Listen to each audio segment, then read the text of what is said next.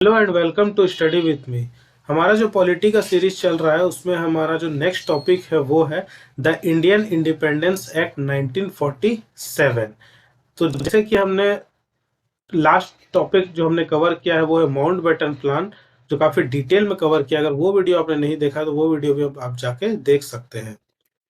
तो आज का जो हमारा टॉपिक रहेगा वो है द इंडियन इंडिपेंडेंस एक्ट 1947, जो कि हम लोग डिटेल में यहाँ पे कवर करेंगे। तो आइए बिना किसी देरी के इस टॉपिक को अब शुरू करते हैं। देखिए, the 1947 Indian independence act was enacted bye United kingdoms parliament, यानी यूके का जो पार्लियामेंट है उसने 1947 में इंडियन इंडिपेंडेंस एक्ट को इनेक्ट किया, उसको इंट्रोड्यूस किया, जिसको हमने बोला the Indian independence act 1947। And and it partition British India into two new sovereign nation. इस एक्ट के तहत जो है ब्रिटिश इंडिया जो है उसको दो भाग में, दो नए सॉवरेन नेशन में उसको पार्टीशन कर दिया गया। ठीक है, एक एक तरफ बना, एक एक ब्रिटिश इंडिया जो है उसको दो भाग में बांटा गया। एक तरफ बना इंडिया और दूसरे तरफ बना पाकिस्तान। तो एक इंडिया बना और एक बना पाकिस्तान। तो पार्टीशन कर दिया गया इस एक्ट के द्वारा। द एक्ट ऑब्टेंड, और इस एक्ट को रॉयल एसेंट कब मिला? तो ये मिला जुलाई 18 1947 को, यानी 18 जुलाई 1947 को इसको रॉयल एसेंट मिल गया, यानी शाही मंजूरी जो है वो उसको मिल गई। एंड 15 अगस्त 1947 को, 15 अगस्त 1947 को India and Pakistan were formed. India और पाकिस्तान दो अलग अलग सॉवरेन नेशन बना दिए गए। With the with the west modern day Pakistan, जो कि आज मॉडर्न डे जिसको हम लोग पाकिस्तान बोलते हैं, and east modern day Bangladesh, जो कि ईस्ट मॉडर्न डे जो है वो बांग्लादेश है। यानी कि देखिए क्या बोला जा रहा है, देखिए मैप से समझाते हैं। ये इंडिया का मैप है जो हम लोग आज करंट देखते हैं, और ये वाला हिस्सा जो था, ये वाला हिस्सा यहाँ पे भी था। तो दो नेशन बन गया, ब्रिटिश इंडिया था उसको दो भागों में बांट गया। एक तरफ बना ये इंडिया, और ये वाला बना, जब पार्टीशन हुआ था उस समय की बात कर रहे हैं, एक तरफ बना वेस्ट पाकिस्तान और एक तरफ बना ईस्ट पाकिस्तान। ठीक है, इस तरह से पाकिस्तान को दो हिस्सा मिला था।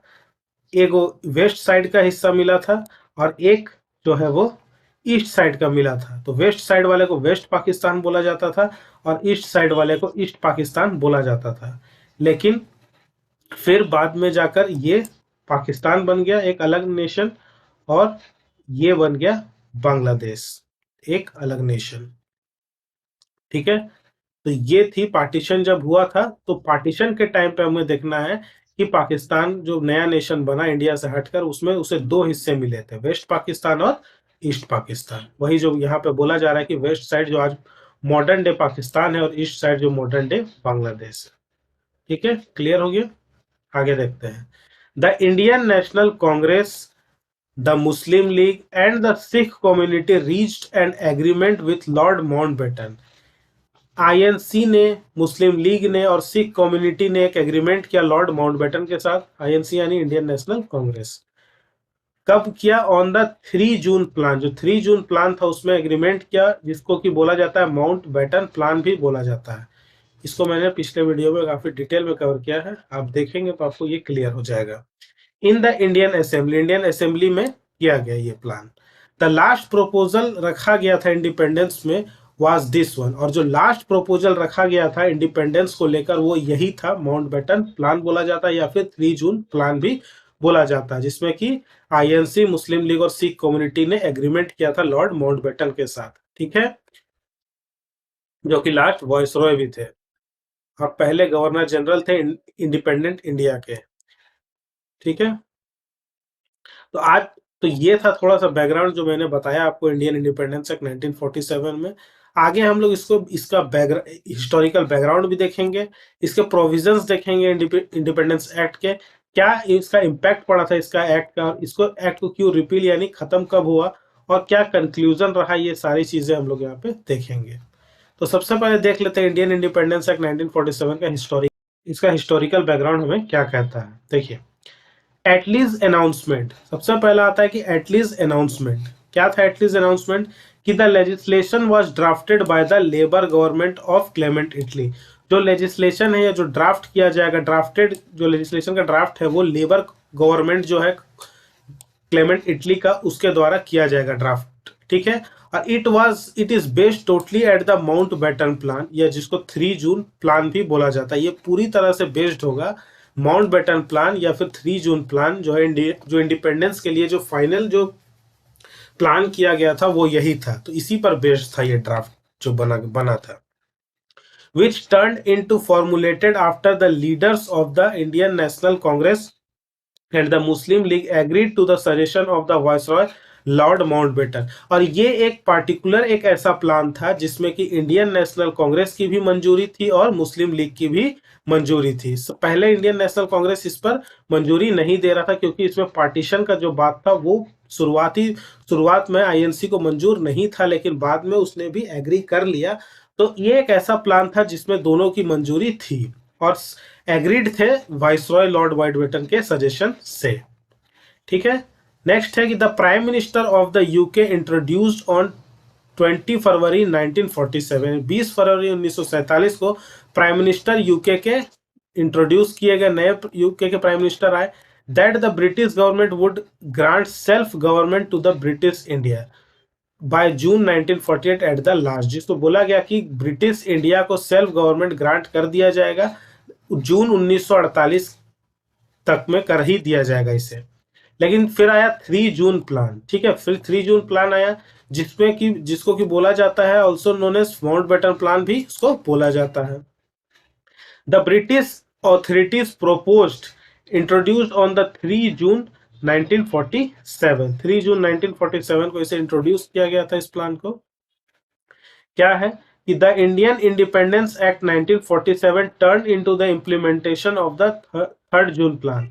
जो इंडियन इंडिपेंडेंस एक्ट 1947 है ये टर्न हो गया और इंप्लीमेंट करना पड़ा उसे 3 जून प्लान को।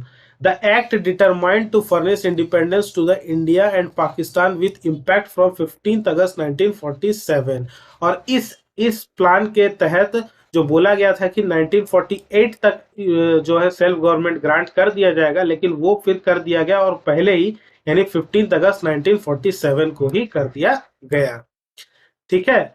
और the new boundaries of the dominion could be demarcated by the boundary commission, और एक बाउंड्री कमीशन बनाया गया, ठीक है। अब क्या है देखिए, अब ये पार्ट अलग हो रहा है, ये इंडिया है, अब ये बन जाएगा यहाँ पे वेस्ट पाकिस्तान और ये बन जाएगा ईस्ट पाकिस्तान। तो ठीक है, अब तो यहाँ पे अब ये दूसरा मुल्क बन जाएगा, दूसरा देश बन जाएगा। तो यहाँ पे एक बाउंड्री हो जाएगी, बाउंड्री देना जरूरी है। तो कहाँ से कहाँ तक का हिस्सा वेस्ट पाकिस्तान में जाएगा और कहाँ से कहाँ तक का हिस्सा ईस्ट पाकिस्तान में जाएगा, इसके लिए इस चीज को डिसाइड करने के लिए एक कमीशन का गठन किया गया था जिसको बोला जाता है बाउंड्री कमीशन, ठीक है।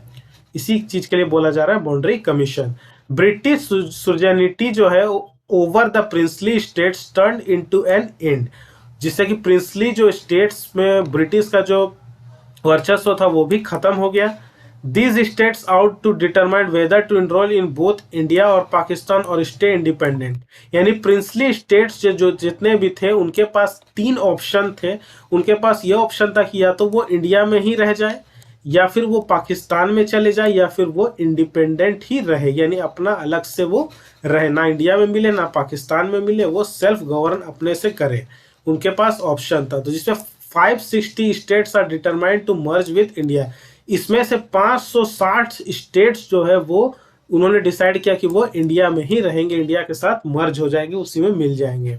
तो until the brand new Dominions constitution could emerge as an effective, the heads of the nation would be respective governor generals who could return to assent law passes with the aid of using constituent assemblies in the name of the king। और जो है नया dominion बना, नए states बने, एक तरफ India बना एक तरफ पाकिस्तान बना, और उसके जो हेड होंगे नेशन के वो गवर्नर जनरल कहलाएंगे। तो इंडिया के पहले गवर्नर जनरल कौन थे? तो लॉर्ड माउंटबेटन ही बने, और पाकिस्तान के गवर्नर जनरल बने मोहम्मद अली जिन्ना, ठीक है। This act obtained the royal assent, ये तो मैंने बता ही दिया कि 18 जुलाई 1947 इसको शाही फरमान मिल गया, एंड इंटर्ड इनटू फोर्स, और वो अपने काम में उसका काम शुरू हो गया। ये कुछ अदर रेलिवेंट पॉइंट्स जो मैंने पिछले क्लास में हमने कवर भी किए हैं, तो ये सब अगर आपने वीडियो नहीं देखा है तो ये भी आप जाकर देख सकते हैं। ठीक है, नेक्स्ट हमें देखना है कि प्रोविजन क्या था इंडियन इंडिपेंडेंस एक्ट 1947 का। देख लेते हैं कि the British authorities left India on 15 अगस्त 1947, यानी 15 अगस्त 1947 को ब्रिटिश ऑथोरिटी इंडिया से चली गई। इंडिया डिवाइड हो गया दो सॉवरेन नेशन में, एक तरफ बना इंडिया और एक तरफ बना पाकिस्तान। पाकिस्तान को दो हिस्सा मिला, एक तरफ वेस्ट पाकिस्तान, एक तरफ ईस्ट पाकिस्तान, जो कि फ्यूचर में जाकर एक पाकिस्तान ही रहेगा, और एक वेस्ट पाकिस्तान पाकिस्तान रह जाएगा और ईस्ट पाकिस्तान जो है बांग्लादेश बन जाएगा। ठीक है, एंड ईच ऑफ दोज, और वो अलग टॉपिक है, वो यहाँ पे डिस्कस नहीं करेंगे। Each of those states turn sovereign on this very day. ठीक है, the power formally exercise through the British authorities in India could be transferred to each of those state. सभी स्टेट्स में जो है ब्रिटिश ऑथोरिटीज के द्वारा जो power है वो ट्रांसफर कर दिया गया। Punjab and Bengal will be divided and its boundaries will be separated by a boundary commission। यानी पंजाब का कुछ हिस्सा जो है वो चला गया था तुम्हारा वेस्ट पाकिस्तान में, और बंगाल का कुछ हिस्सा चला गया था तुम्हारा ईस्ट पाकिस्तान में। ठीक है, तो इसके लिए मैंने बोला जो बाउंड्री बनेगी, अब नए जो स्टेट बन रहे हैं उसके लिए बाउंड्री बनेगी, तो उसके लिए कमीशन का गठन किया गया जो है बाउंड्री कमीशन, जिसको कि हेड किसके द्वारा किया गया था, तो बाय मिस्टर रेड क्लिफ के द्वारा किया गया, इसलिए इस बाउंड्री को रेड क्लिफ लाइन भी बोला जाता है। ठीक है, the office of the secretary of state for India will be abandoned. ठीक है, जो सेक्रेटरी ऑफ स्टेट का जो ऑफिस है उसको अब खत्म कर दिया गया। प्रोविजन वाज बनी कि अब वो बर्खास्त हो गया, वो वर्क में नहीं है। Provision was made for the governor general for every territory, हर एक टेरिटरी के लिए गवर्नर जनरल को प्रोविजन किया गया, बनाया गया। Who was the named by the Queen of England on the exhaustion of the Dominion government। ठीक है, he was not to act in his individual judgment or circumspection, however will be act just as the constitutional head of the state। और ये जो बनेगा governor general जो आएगा, जो है वो एक वो एक्ट नहीं करेगा एज एन इंडिविजुअल जजमेंट, अपने से ही एक राजा की तरह नहीं देगा, वो सिर्फ एक कॉन्स्टिट्यूशनल हेड की तरह काम करेगा स्टेट में। ठीक है, तो each dominion must have a sovereign secure to set the rules। No legislation passed by the British Parliament will automatically apply to India। ठीक है, किसी तरह का कोई लेजिस्लेशन जो पास होगा ब्रिटिश पार्लियामेंट में वो अब इंडिया में अप्लाई नहीं होगा, जो पहले होता था। ठीक है, both countries will have their own constituent assembly which will also act as an legislative body. अब जो है दोनों ही कंट्री का अपना अपना कॉन्स्टिट्यूएंट असेंबली होगा जो कॉन्स्टिट्यूशन का निर्माण करेगा और वो एक्ट करेगा एज ए लेजिस्लेटिव बॉडी की तरह। ठीक है, until a constitution is formulated by a constituent assembly, जब तक constituent assembly के द्वारा constitution formulate नहीं होता है, in any dominion it will work as a closely as possible with the act 1935 act। तब तक वो 1935 के एक्ट के बेसिस पर ही वर्क करेगा। Provisional governors will act as an constitutional head of the province. जो प्रोविजनल गवर्नर होंगे वो हर प्रोविंस के वो उसके कॉन्स्टिट्यूशनल हेड की तरह काम करेंगे। ठीक है, reserving the post of the secretary of state should be discontinued. और सेक्रेटरी ऑफ स्टेट का जो पद है वो अब डिसकंटिन्यू कर दिया गया, यानी अब वो पद वर्क में नहीं रहा। गवर्नमेंट पर्सनल जो है वो रिजाइन कर दिया after the transfer of power to both dominions must do. यानी जितने भी गवर्नमेंट पर्सनल थे जो ब्रिटिश इंडिया में काम कर रहे थे वो अपना पावर को ट्रांसफर कर देते हैं दोनों स्टेट में। ठीक है, दोनों डोमिनियन में। ठीक है, British dominion of the states and tribal territories of India will and on August 15 1947। और जो ट्राइबल टेरिटरीज है इंडिया की वो जो ब्रिटिश डोमिनियन में थी वो भी एंड हो गया 15 अगस्त 1947 को। In this case, power will be transferred not to Dominion but left to the states to decide whether they want to participate in India or Pakistan। तो पावर को ट्रांसफर कर दिया गया और ये उन पर ही छोड़ दिया गया स्टेट पर कि वही डिसाइड करे कि वो किस पर पार्टिसिपेट करेंगे, इंडिया में या फिर पाकिस्तान में। ठीक है, तो from now on the relationship of the UK government with India will be manage through the office of Commonwealth affairs. और जो अब जो रिलेशन है यूके गवर्नमेंट का और इंडिया का, वो मैनेज किया जाएगा ऑफिस ऑफ कॉमनवेल्थ अफेयर्स में के द्वारा। The king of the England renounced the title of king and emperor of India. अब किंग जो इंग्लैंड के है उसका जो अब टाइटल है कि किंग या फिर एम्परर ऑफ इंडिया, वो भी अब खत्म हो गया। ठीक है, पाकिस्तान टेरिटरी में अब कौन कौन से इंक्लूड हो गए? एक तो ईस्ट बंगाल आ गया, एक वेस्ट पाकिस्तान आ गया, एक सिंध का हिस्सा आ गया और ब्रिटिश बलूचिस्तान का हिस्सा आ गया। तो in the event that the north west frontier province ने डिसाइड किया कि वो ज्वाइन करेगा पाकिस्तान इन ए रेफरेंडम, तो this territory will also join Pakistan. ये रेफरेंडम के द्वारा किया जाना है कि ये पाकिस्तान में जाएगा या नहीं, तो फिर लास्ट में वो पाकिस्तान में ही ज्वाइन करता है। ठीक है, अब जो है नेक्स्ट जो पॉइंट है इसका कि इम्पैक्ट क्या पड़ा इसका एक्ट का, वो देख लेते हैं हम लोग। ठीक है, कि द एडॉप्शन ऑफ द, बहुत इंपॉर्टेंट जो होता है, जल्दी से हम लोग इसको देख लेते हैं कि फिर क्यों रिपील क्यों किया गया, वो भी देखना हमारे लिए बहुत जरूरी हो जाएगा। ठीक है, इम्पैक्ट क्या पड़ा कि the adoption of the Indian independence act 1947 was significant for constitutional development. ये कॉन्स्टिट्यूशनल डेवलपमेंट के लिए बहुत ही सिग्निफिकेंट था ये act. As Attlee put it was the fulfilment of the British mission in India, the culmination of long process of event. ठीक है, क्या ब्रिटिश मिशन जो था यहाँ का वो फुलफिल हो चुका है, इटली ने ये बोला। ठीक है, likewise Lord Samuel described the law in the House of Lords as a peace treaty without war। ये पीस ट्रीटी हुआ किसी वार के बिना। ठीक है, ये बोला गया, लॉर्ड सैमुअल ने डिस्क्राइब किया as a law in the House of Lords में। ठीक है, even the Indian leaders held the enactment of this act.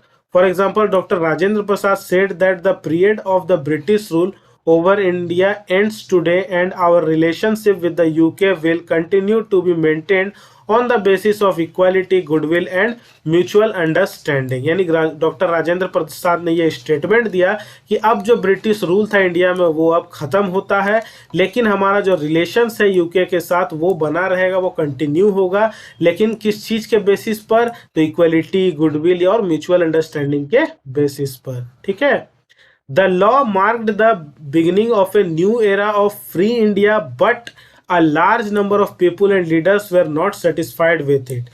अब जो है ये लॉ के द्वारा ये नया एक फ्री इंडिया बना, लेकिन अभी भी कुछ लोग इससे खुश नाखुश थे। ठीक है, एज मौलाना अबुल कलाम आज़ाद कमेंटेड, मौलाना अबुल कलाम आज़ाद ने क्या कमेंट किया था कि अगस्त 14 for Muslims in Pakistan is a day for Hindus and Sikhs, it is a day of morning. ठीक है, यानी अगस्त 14 को पाकिस्तान का इंडिपेंडेंस होता है, ये एक डे है for Hindus and Sikhs, it was a day of morning, से डे ऑफ मॉर्निंग बोला गया। अबुल कलाम आज़ाद ने ये कमेंट किया था। ठीक है, the end of the British rule over the India states and granting them access to the dominion और maintaining independence possesses a serious threats to the unity of the states in India. ठीक है, despite these shortcomings, it cannot be denied that the Indian Independence Act 1947 closed the chapter on the British rule in India and marked the beginning of free India। इस act के द्वारा ही जो British rule है उसका जो वो खत्म हो गया, वो क्लोज हो गया और एक फ्री इंडिया की शुरुआत हो गई। ये तो हमें मानना ही पड़ेगा। ठीक है, अब हम लोग देख लेते हैं कि ये एक्ट रिपील कैसे हुआ, यानी खत्म कैसे हुआ। तो the law empowered both provinces to repeal any act of parliament applicable to them including the Indian independence Act. ठीक है, जो ये लॉ के द्वारा एम्पावर्ड था कि जो दोनों प्रोविंस में ये रिपील हो जाएगा ये एक्ट, जो कि पार्लियामेंट के द्वारा एप्लीकेबल है, इंक्लूडिंग ये एक्ट भी खत्म हो जाएगा, रिपील हो जाएगा। जो कि क्योंकि ये एक्ट दोनों के लिए ही था, बोथ प्रोविंस के लिए था। तो अब जब आज़ाद हो गया है तो दोनों फिर अपने एक एक्ट के बेसिस पर दोनों ही वर्क तो नहीं कर सकते हैं, इसीलिए हर एक एक्ट जो दोनों ही स्टेट पर लागू था वो खत्म कर दिया गया। तो इसीलिए इस एक्ट को भी खत्म कर दिया गया। Later India and Pakistan repealed the 1947 independence act by adopting their constitution. उन्होंने अपना कॉन्स्टिट्यूशन को अडॉप्ट कर लिया और ये जो एक्ट है उसको एंड कर दिया। ठीक है, Section 395 of the Indian Constitution and Section 221 of the Pakistan Constitution of 1956 effectively repealed the Act Indian Independence Act 1947. So with the adoption of the Constitution of India, the status of dominion was also abolished. ठीक है, and Indian became a Republic. और इस constitution of India को adoption के बाद जो dominion का status था वो भी खत्म हो गया और इंडिया अब रिपब्लिक बन गया। ठीक है, इंटरेस्टिंगली क्या है कि the British parliament had not yet contributed to the repeal of 1947 Indian independence act. इसमें ब्रिटिश पार्लियामेंट का कोई भी हस्तक्षेप या कोई भी कंट्रीब्यूशन नहीं था इस एक्ट को रिपील करने के लिए। ये जो है इन दोनों ने खुद से ही रिपील कर दिया था, पाकिस्तान और इंडिया ने मिलकर ही। ठीक है, जो कि यहाँ पे इस पॉइंट में मैंने डिस्कस किया कि इंडियन कॉन्स्टिट्यूशन के जो सेक्शन 395 के तहत और पाकिस्तान ने सेक्शन 221 के तहत 1956 में इस एक्ट को रिपील कर दिया। ठीक है, although the new constitution does not have the legal power to repeal laws। ठीक है, जो नया कॉन्स्टिट्यूशन बना उसमें कोई भी लीगल पावर नहीं है किसी लॉ को रिपील करने के लिए। This is done in order to break the chain of law. इससे इसलिए किया गया क्योंकि जो चेन ऑफ लॉ है उसको ब्रेक किया जा सके और and make the constitution and independent legal system, और कॉन्स्टिट्यूशन को एक इंडिपेंडेंट लीगल सिस्टम बनाया जा सके। ठीक है, कंक्लूजन क्या निकला इस एक्ट का कि the adoption of the Indian independence act 1947 was significant for constitutional development. ये कॉन्स्टिट्यूशनल डेवलपमेंट के लिए काफी ज्यादा सिग्निफिकेंट रहा है, काफी ज्यादा इंपॉर्टेंट रहा है। हमारे कॉन्स्टिट्यूशन में काफी ऐसे पॉइंट है जो हमने इस एक्ट से भी लिए हैं। The law mark the beginning of the new era of free India. और सबसे इंपॉर्टेंट बात इस एक्ट का ये है कि इस एक्ट के चलते ही हमारा फ्री इंडिया जो है, इंडिया फ्री हो सका, एक नया एरा की, एक नए सूरज की शुरुआत हो गई, एक आजाद इंडिया की शुरुआत यहां से हो गई। But many people was not satisfied with it. कई लोग इसे सेटिस्फाइड नहीं थे। Despite there shortcomings it can not be denied that the act close the chapter of British rule in India. लेकिन कुछ लोग सेटिस्फाइड थे या नहीं थे, लेकिन सबसे बड़ी चीज है कि जो ब्रिटिश रूल था इंडिया से वो इस एक्ट से आज खत्म हो गया। तो आई होप आपको ये वीडियो पसंद आया होगा। इंडियन इंडिपेंडेंस एक्ट 1947 के हर एक फैक्ट्स को मैंने यहाँ डिटेल में कवर किया है। ठीक है, काफ़ी ज़्यादा टाइम लेकर हर एक पॉइंट, हर एक फैक्ट्स को मैंने यहाँ डिटेल में कवर किया है। तो आई होप आपको ये वीडियो पसंद आया होगा, और वीडियो पसंद आता है तो ज़्यादा से ज़्यादा इसे शेयर करें और चैनल को सब्सक्राइब करें, और सब्सक्राइब करने के साथ साथ बेल आइकन को जरूर दबाएं ताकि हर वीडियो की नोटिफिकेशन आप तक सबसे पहले पहुँच सके। तो आपसे मिलता हूँ नेक्स्ट लेक्चर में। और हाँ, नेक्स्ट हमारा करंट अफेयर्स का वीडियो आने वाला है, तो वो भी आप ज़रूर देखें। तो मिलता हूँ आपसे नेक्स्ट लेक्चर में एक और इंटरेस्टिंग टॉपिक के साथ। तब तक के लिए जय हिंद।